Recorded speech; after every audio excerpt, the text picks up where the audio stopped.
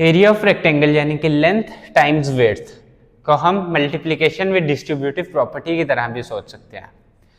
आज हमारे पास इधर एक पजल गिवन है और एक इनकम्प्लीट प्रॉब्लम गिवन है।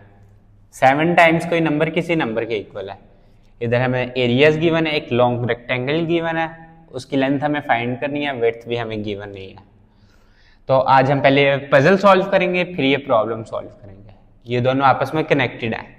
तो हमें गिवन है कि 7 टाइम्स कोई नंबर है, तो इसका मतलब कि ये लेंथ टाइम्स विड्थ। अब विड्थ में इन दोनों डैशेस में 7 तो नहीं आएगा क्योंकि इधर 300 हमारे पास पहले से ही है, तो 7 सिर्फ इधर आएगा। 7 टाइम्स, अब ये हमें विड्थ फाइंड करनी है।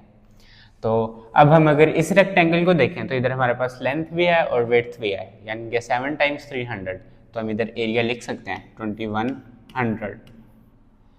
अब ये 7 थी हमारे पास इसकी लेंथ, तो ये वाली लेंथ भी 7 होगी।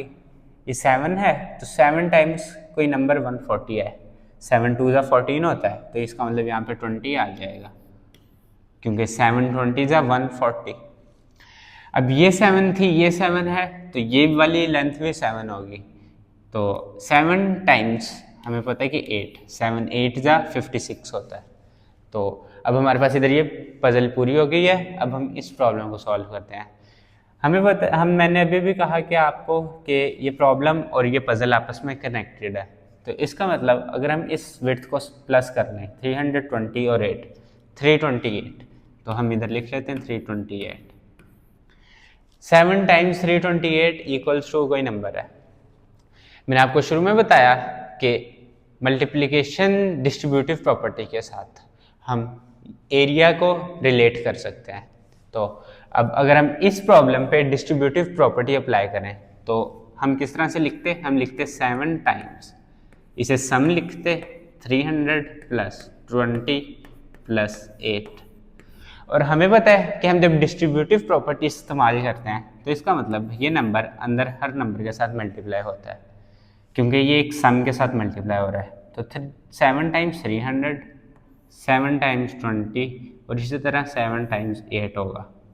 तो हम इसे लिख सकते हैं 7 times 300 plus 7 times 20 plus 7 times 8।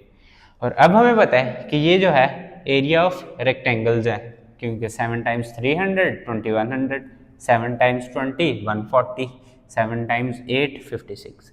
तो हम इन तीनों एरियाज को प्लस कर देंगे जो कि होगा 2296।